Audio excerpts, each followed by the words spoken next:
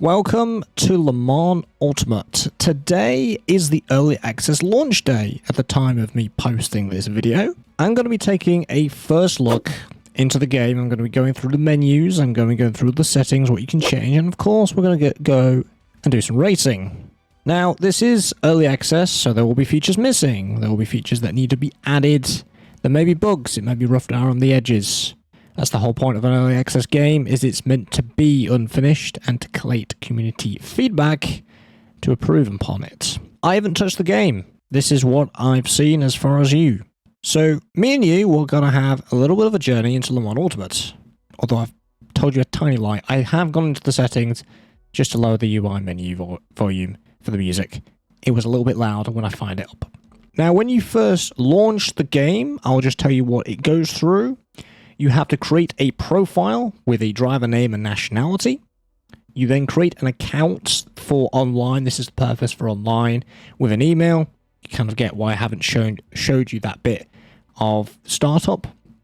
Otherwise, your online bit here will be grayed out. It will then go on to choosing a preset. This is for assists and some settings. There's a beginner, intermediate, and expert. It actually does do a small breakdown. And it basically has its own set of rules, doesn't it? Okay, so let's get ourselves started. Let's dive into those menus, and then we can go racing in a little bit. So, we have presets up here with gameplay, by the look of things, and you can create your own. And we've got main presets from all the way from rookie all the way to professional. I'm going to keep it on intermediate for now. And before I start racing, I'll probably go into these. I won't go into these individually just to see what they are, but some have different states, some have toggles. I'll just slowly go through this list so you can kind of read what you can alter, what you can change, because everyone's experience is going to be a bit different. Because sim racing, ultimately, yes, it's very competitive, but you want to enjoy yourself. And that's why we have all these options available to us. We've also got an instant replay, which is set at 60 at the moment. But we can put it up if we want to. At least 80 seconds. I'm not going to scroll through it all. And then we've got some network settings down there. Now, for AI, we've got strength here. We've got a damage multiplier, which is at 50 by default on intermediate. And I'm assuming these will change with these different presets up here. And then we've got the aggression and then the limiter. And I think that means if it's on 5%, it's got a small limitation. 100% is it's really restricted. I'm assuming that's the way that bar goes. I'm not 100% sure on that. We'll have to find out because, as it says by the kind of info box there, it's to limit the sort of range of racing. I have a gamepad connected, by the way, and any detected devices will pop down here. I haven't connected my wheel just yet. I will connect it in a little bit. Essentially, the gamepad adds another page here. It adds force feedback, just so I could show you all this. If we go to primary controls, we'll just swap back to keyboard, just temporarily, as most of you might be using keyboard and wheel. I think majoritively, car controls in here, try to control your wipers, ignition, stuff like that. I know there will be some controller players here. So you can skip formation lap, all the assists, and all the cameras. Sorry if I've gone a bit too fast there. I'm trying to show you everything that you can change. The interaction.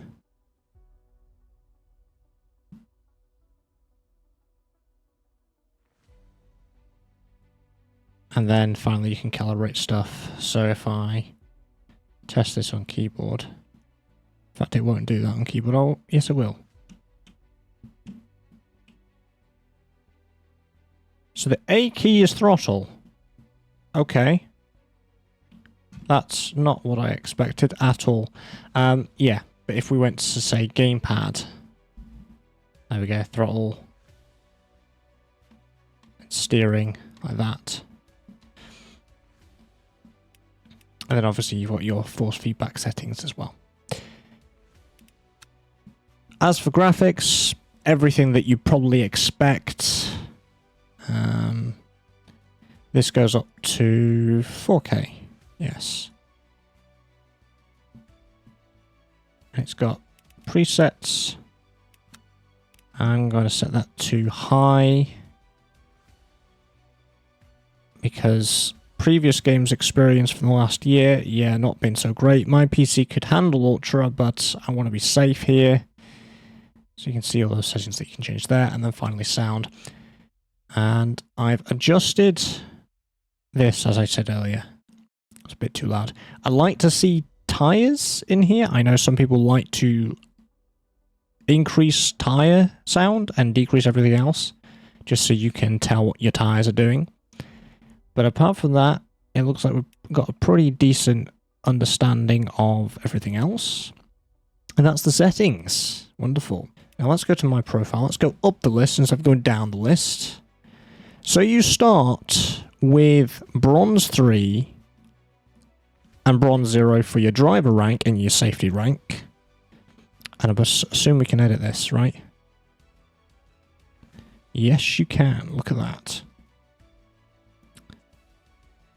So that's essentially what the driver setup will similarly look like when you fire it up. You've got your class wins, your podiums, your fastest laps, your race history. Oh, well, you look at that. It's got proper stats. Forza Motorsport putting it to shame. That's not hard, let's be honest. Was there anything else in there that I missed? Oh, there's an entire screen of event history. Okay. Well, that's cool. So you can go back on your list of defeats and wins or history. I like that. That's cool. That is very cool.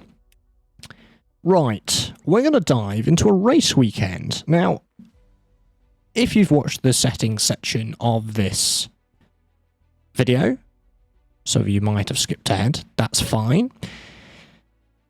I did plug in my controller, and there was a reason for that, because for the first race I want to test a controller. We've seen on board, I think it was in the Ferrari, I think.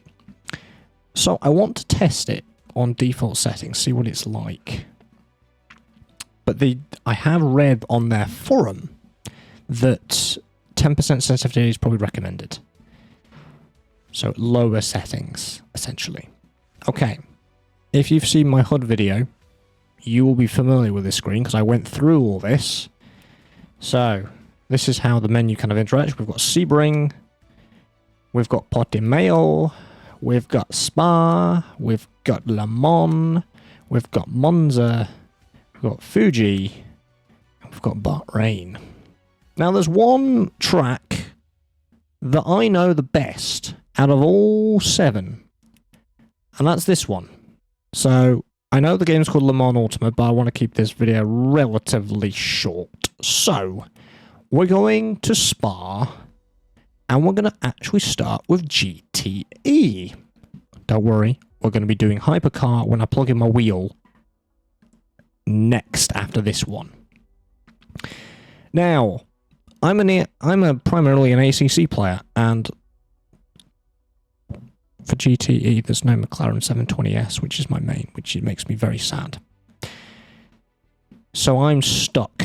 So we have the Aston, we have the Corvette, which is very nice, we have the 488, and we have the Porsche. Do you know what? I'm going to go Aston. I'm going to go British. That's what I'm going to do. It doesn't really matter what team I go for, really. But this is how the, I assume you can select like this? Yes, you can. Oh, that goes through the entire list. Okay. So each of these is a different livery. Okay. Well, we're just going to stop at Northwest, otherwise I'll go through all the liveries and we'll waste everything. Right. I want to see what's in advanced options in a second. Right. This is what I wanted. If you press the X on here... Oh. Practice disabled. Enabled. That's nice. So you can disable this if you want to, or enable this. Just like that. Okay, so what can we go? Okay, so for those people that want a 15-minute race, guess what? You can have a 15-minute race. If you want to have a... Oh, sorry. That's practice. I think it would be more authentic if we did race. So the minimum is 18. Does that change anything if I just do that? No. So, 18-minute race minimum must be 18 minutes. You can have a rolling or a fast start. That wording is very confusing. A fast start or a rolling start. Now, obviously you can choose all your classes. Okay, all of them are enabled by default. The rule set is strict, relaxed, or none, or default. Tire wear is real. Can we have... You can have the tire wear off, times 7, 6, 5, 4, 3, 2. Usage is going to be the same. Yes, it is. It even tells you the entire length of event. I'm going to be the worst thing ever, and I'm going to dive right into a race, which is probably not a great idea. Okay. Oh. These are the advanced settings, so you can... Oh. You can customize this. Which means, if I wanted... Right? Oh no. 18 minutes is 18 minutes. Start time. So, we could start in 10 AM, have a rolling start, rolling, fast, rolling, rolling. Okay. Oh, that's what fast means. It just means a fast rolling start. Okay. Grip position random.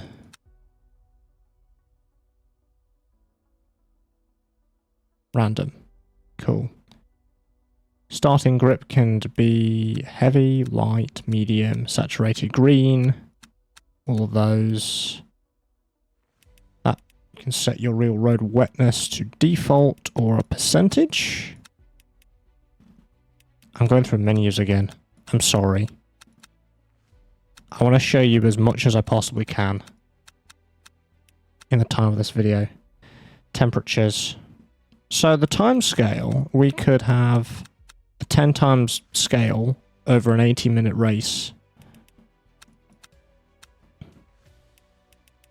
Yeah, let's go 10 times. That should progress it through quite nicely. You can set difficulty. Yeah, that's like the other settings that we had. The actual session and the weather. Whoa.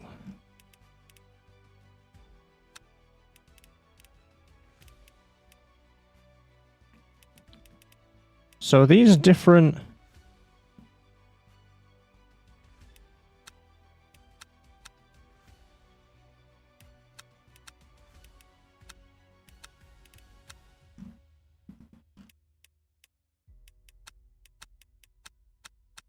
None of these are changing.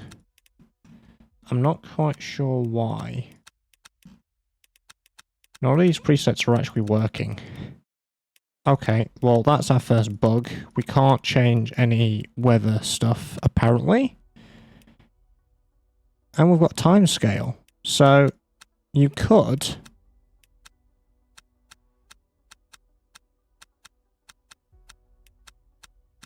have a times 10 if you wanted to. Without disqualify, none, black only.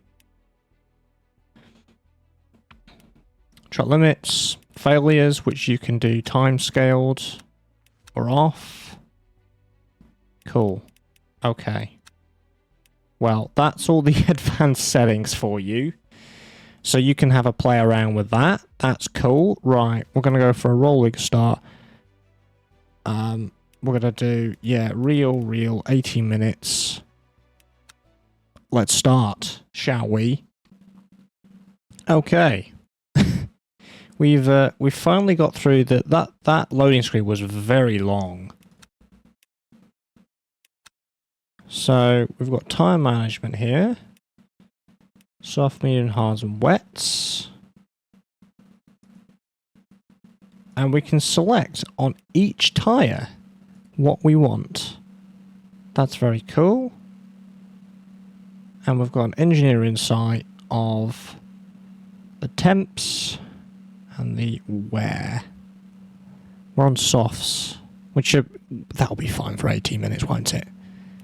There's a car setup. So you've obviously got some basic stuff. You're starting fuel, but you've also got an advanced setup, which all the setup boys will be able to have a look at and be able to make some cracking setups. I'm not a setup person myself, but for those people that are into all that, we're going to just go with the base setup right now. And we have a grid of 34 and everything's been randomized, which can either be very good or very bad, because I hope that's not the grid. That's just the standings. Okay, here we go. That turning isn't too bad. We could skip the formation lap. I don't kind of want to. I want to kind of show you at least some of it. And I'm going to press buttons. So up D-pad goes through the views. Okay. Left and right go your sort of left and right sort of viewpoint. Bumpers don't do anything. I suppose they could be configured to do something. And formation. That's quite a Le Mans start, isn't it? That's a proper endurance Le Mans start, doing it that way. This will be a full formation lap.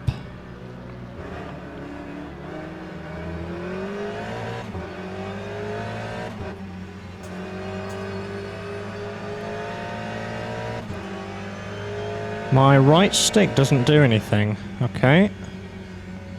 As I'm doing this formation lap, that's what I'm going to be doing. I'm going to be pressing buttons. So I'm automatic shifting right now, which means all I have to do is press the accelerator. If that wasn't clear by automatic shifting, but I can also manual shift. So I've just gone down there with my A button. And then I think it's X to go up. Yeah. But the auto shifter will adjust it. My Y and B buttons, however, don't do anything. Oh, if you click... Okay. Ah, that's what that symbol meant. If you've watched my last video, I said... Was that to do with damage? No, that's to do with pit stop. So I'm pressing in my right stick to rotate through that.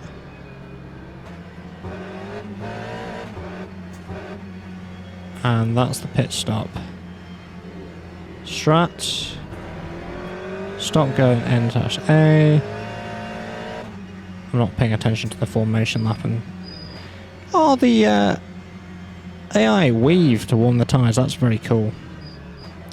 That's very cool. I like that. So you can have that completely off if you want to. If you find it distracting, the relative. Oh, so if I press in my left stick, that requests a pit stop. Very nice. I must admit, the graphics for this look really clean, if you get what I mean. I don't know. I don't know if it's because it's a new game and it's different. I'm gonna be very easy on this. Oh, they did mix it up. What's the AI gonna be like? Oh, yeah, okay. Bunched up, they're not very great.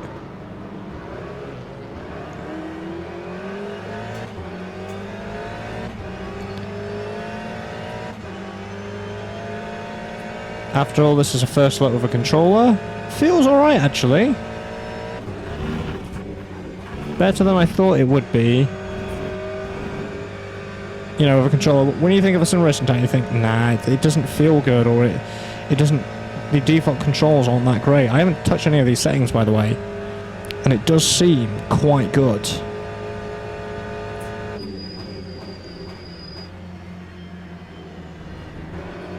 As I said, I'm going to try and keep it easy. So I'm probably not going to be incredibly fast, and I don't tend to race on a controller, so I want to be extra cautious.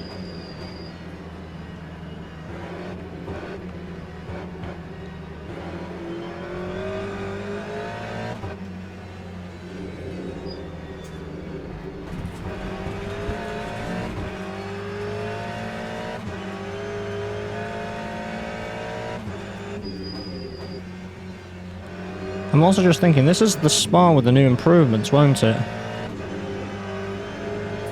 And you know what, I can't even remember what the difficulty we set it as. It was intermediate, wasn't it?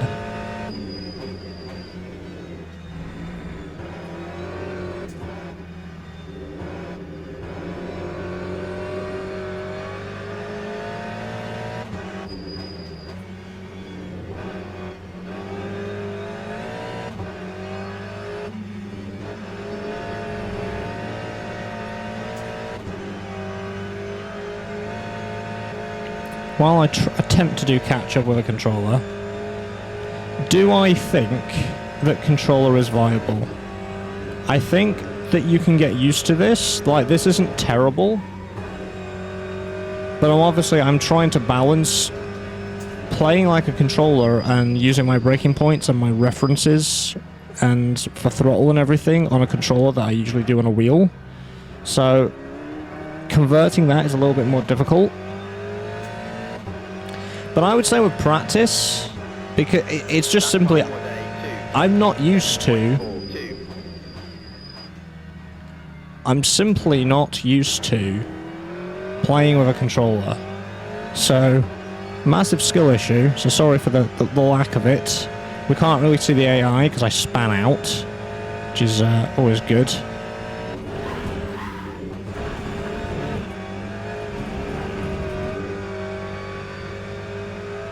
The sound is pretty great.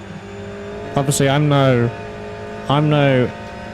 sound nerd when it comes to cars, but as long as it sounds relatively close, I think everyone will be happy. But of course, I'm sure someone will tell me how accurate, you know, these sounds are going to be.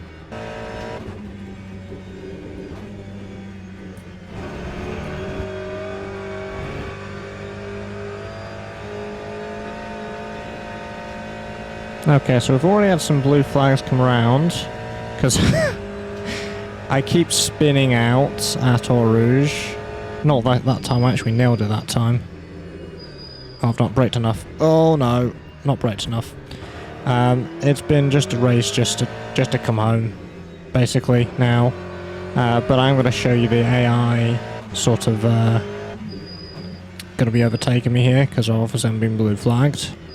Oh, I've screwed the corner up. That looks like the Peugeot 9X8. I think when the AI...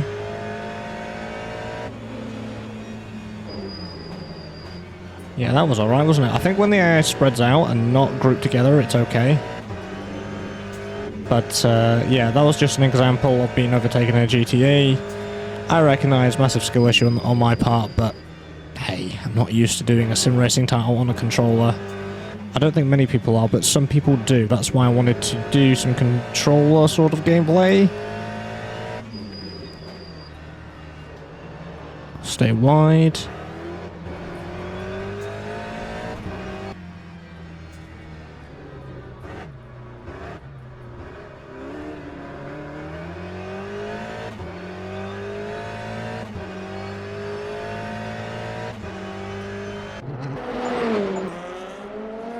And that's how a race finishes in Le Mans Ultimate. Before we get into the hypercar race, I've gone into the hypercar I'm going to be using the Porsche, the Proton, with the Proton livery. That's the one I'm going to check. I was having issues with force feedback, so I'm essentially going to be checking this. I think it's all good now. And I just wanted to show you pits, because obviously the start of races don't have, like, the pit stuff. It's a short rolling start. Either it's an entire formation lap or the last corner, essentially. That's what the fast means. If you look through the settings, but I think I got a little bit confused on what that meant. Yeah. So, these are, by the way, the views that you can see. I've not changed my POV. I really should, but just for the purpose of the video, I'm not going to. That's all the stuff for the pit stop. Okay, right.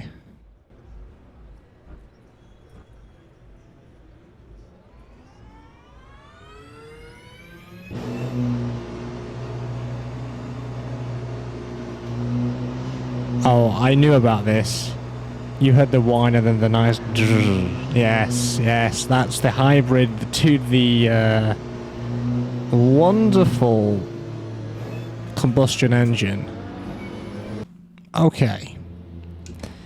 Quick, or should I say fast as it's called in this game, fast start, which means the last corner. Wheel action in the Thrustmaster T300 RS GT, that's what I have.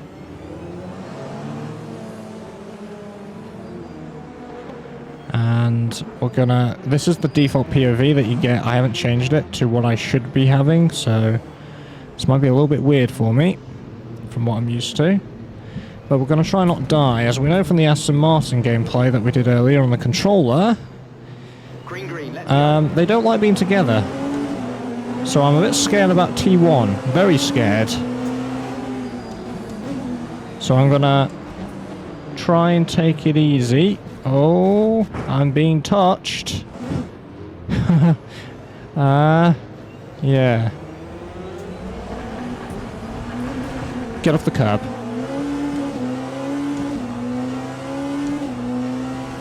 So, if I get overtaken, if I miss a braking point, I don't care. This is a first look. But the AI are not. Oh, why are we all braking? Jeez. I know it's a yellow, but still. Whoa. The AI is at 90, I think, and it's got 40 aggression. Maybe I need to have a play around with the AI aggression. Maybe it's better when it's higher up. Oh, come on! Is that my fault? I didn't think I was, like, in the middle. But then again, when I watch this back, I'll think, oh yeah. So if you guys are all watching, you'll notice other things that I'm not when I'm driving.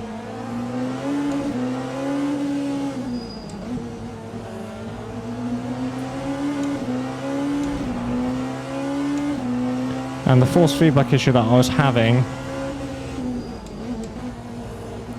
was the Thrustmaster control panel kept putting it to 0% gain, and this has been happening recently before I got Le Mans Ultimate as well, so I don't think it's a Le Mans Ultimate issue. So I had to do a restart on my computer, which was a bit of a rip, but I've been having to do that anyway. It's something to do with that control panel. And the gain in game, by the way, by default, it's recognized my wheel just fine. And it's at 90% gain by default for the Thrustmaster.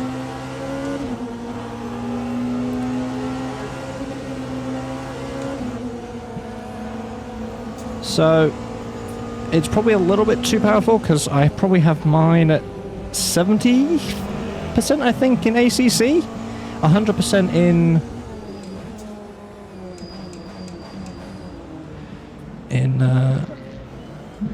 the control panel.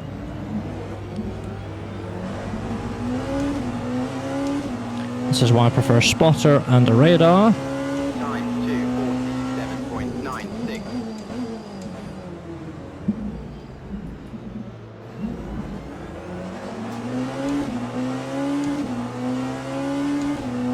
Right, can we survive Eau Rouge? That's the question.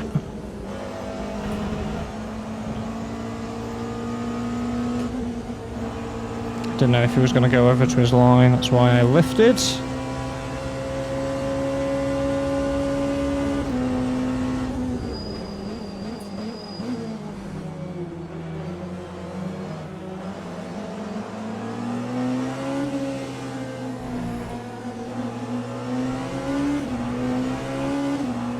But when I'm racing here, I don't feel like the UI is overdoing it. It's not overpowering me. It's just there. I'm basically ignoring it right now, which is great because everything else in other sims like ACC kind of sticks out, and that's what sometimes I feel gets me when it comes to my performance. I get pressured on a delta or something, thinking, oh no, I need to push, which is why I screw up so many practice laps or race laps.